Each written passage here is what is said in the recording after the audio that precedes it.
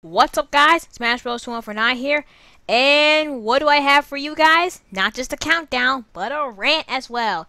It's a countdown. Rant. I got nothing.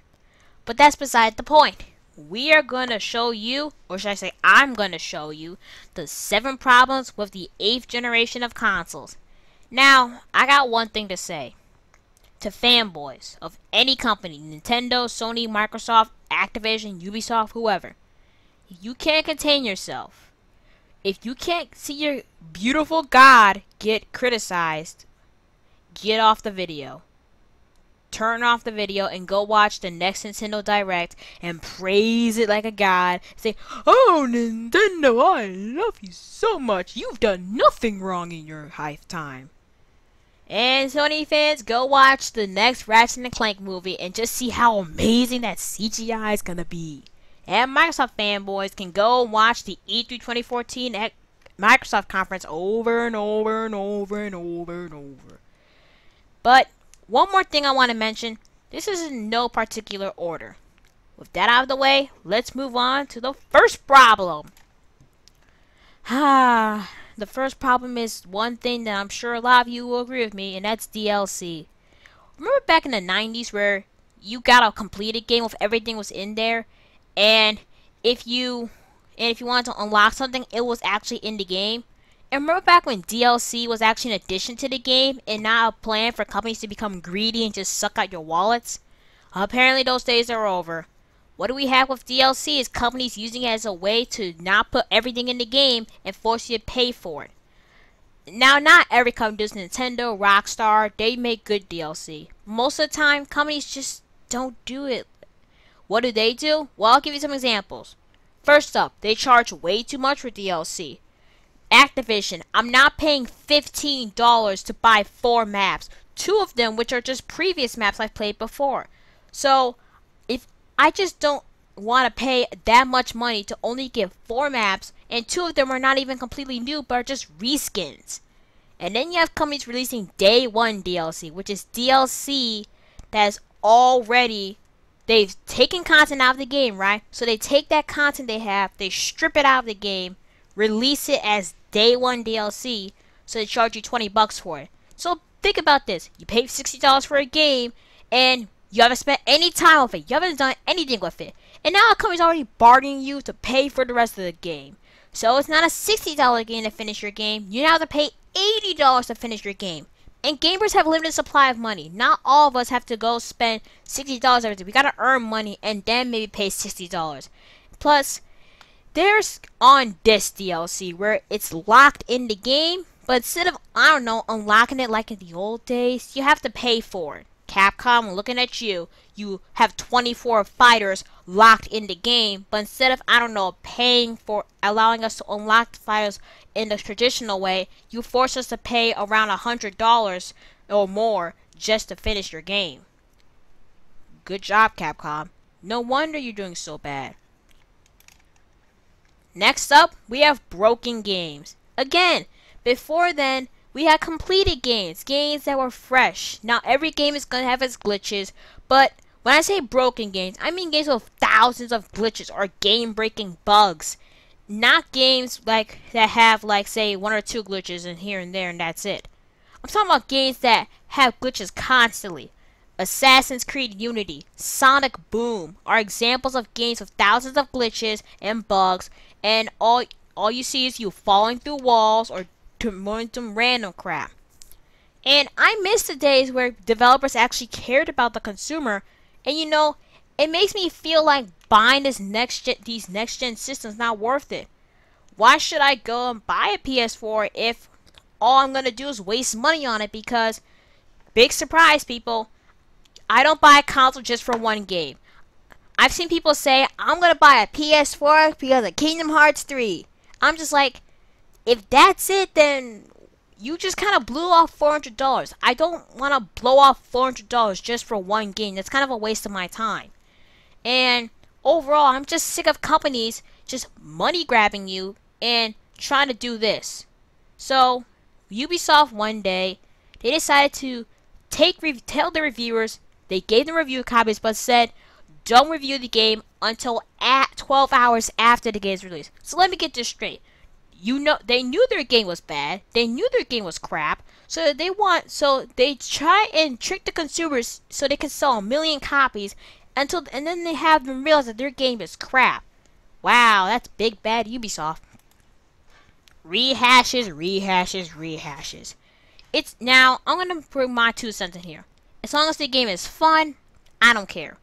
But it's one thing to have a rehash which say comes out every 3 years or once a console generation. It's another to have a rehash which is coming out every single freaking year. Looking at you, Call of Duty. Looking at you, Assassin's Creed. Looking at you, Battlefield. And looking at you, FIFA, Madden, any NFL game, and any Lego game. Yeah. Those games come out pretty much every year. And eventually it gets stale and boring. And eventually you know it's going to happen. It's deja vu. You've already seen it before. And I'm sure Call of Duty is what comes to mind when you play rehashes. Now, before you Nintendo fans, or should I say Nintendo haters attack me, Mario and Pokemon do rehash. I'm gonna come out in a minute. New Super Mario Brothers ain't new. Pokemon X and Y ain't new. But Zelda, Metroid, Star Fox, and maybe some Kid Icarus, they aren't rehashes. They actually add a lot more new things than Mario and Pokemon ever have. This is a small complaint, but if you think about it, it's kind of a problem, and that's paying for online. Guess now, PlayStation Network, it used to be free, but that's only on the PS3. If you own a PS4, from what I've heard, you have to pay $30. I already bought $400. You expect me to actually get the full potential of your system, pay $30. And Xbox has a $60 subscription yearly. And this means that they'll lock the online for you, but they need all that money they can. And if I can play on my Wii U online for free, and if I can already play online for free, play with PC, why should I have to pay for online? I don't need to. Small complaint, but who cares? The 5th complaint is graphics. Take a look at what I put up here. This is on the left is Super Mario Brothers from 1985. And that's comparing it to Destiny on the right from 2014. Now, what do I mean by graphics? Well, here's things. I've seen gamers that judge a game solely on graphics. So if you're going to those kind of gamers, you probably write off Super Mario Brothers on the left because it doesn't look next gen, HD, woo, herp derp.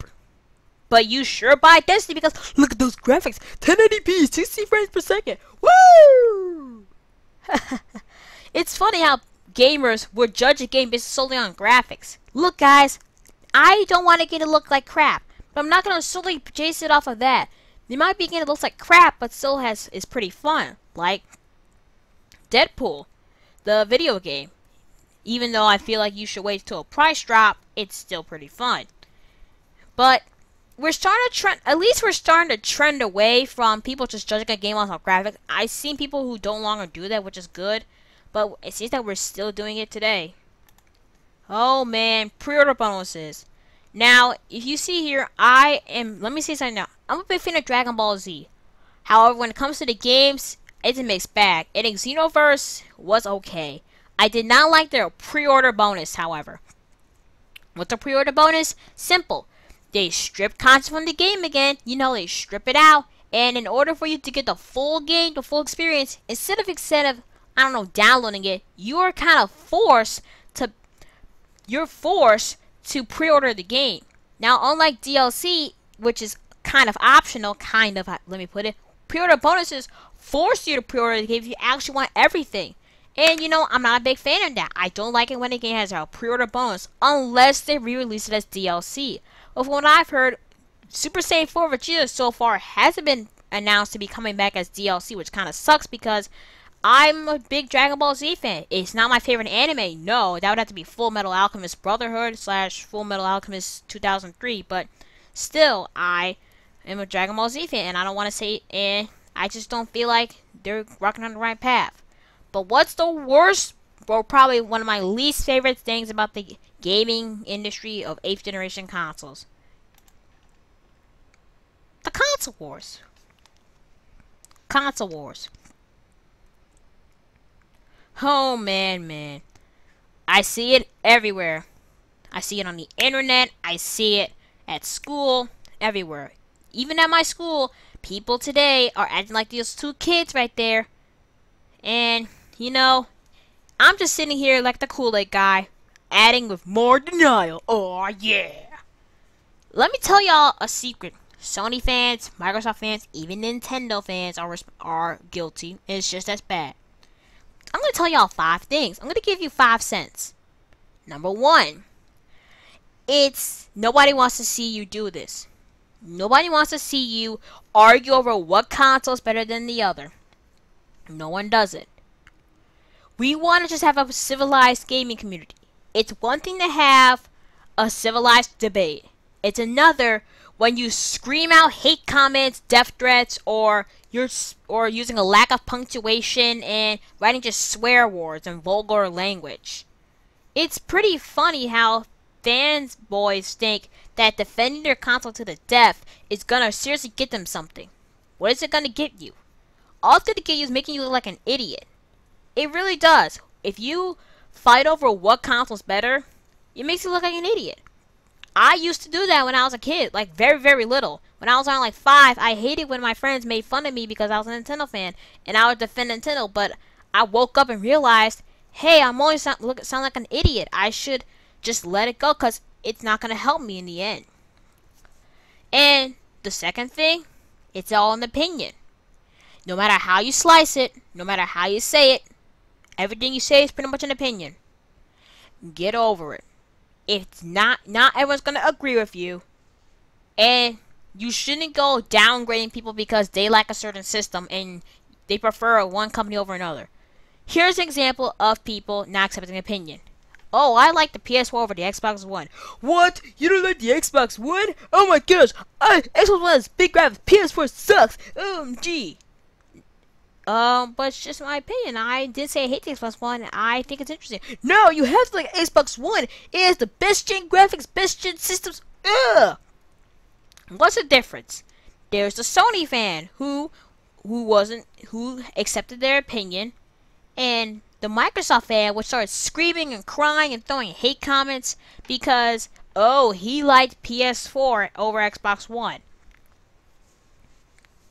And the third thing, guys, wake up call. Companies don't care much about you. If you defend Sony or Microsoft, they're not gonna say congratulations, here's some extra game for you.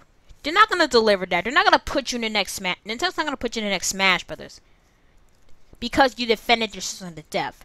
They want your wallet. They want your money. Now, if the criticism is huge, they will do something about it. For example, Xbox's DRM and Nintendo's copyright policies in May 2013. But it's not because they're threatened. It's because they want to be on your good side. The companies don't give that much about you. They just want your money. They don't care about your hobbies. They don't care what you do in school. They don't care how old you are. They want your money because they're a business. See? I told you something amazing. These companies don't give that much about you. Also, I like how people say, I want this company to go bankrupt. I want this company to go bankrupt. Oh my god. Fun fact, guys. If you do that, we'll get more broken games. And do you want more games that are coming out polished? Do you? What, you do? Okay, go ahead. Say that you want Sony to go bankrupt, or Microsoft to somehow go bankrupt, or Nintendo to go bankrupt. Go ahead. Watch when you get these crappy games, and you still worship them. And the fifth problem, they're just consoles. They're boxes for entertainment. Praising them won't do you any good. Treating them like the Holy Grail is not going to get you anywhere. So, final words on console wars. Shut up about them. If you like this video, give that, all that stuff, subscribe, YouTubers, all that stuff YouTubers say. And I'm out of here, and if you excuse me, I'm gonna go shield myself against the fanboys who just can't contain themselves. It's pitiful.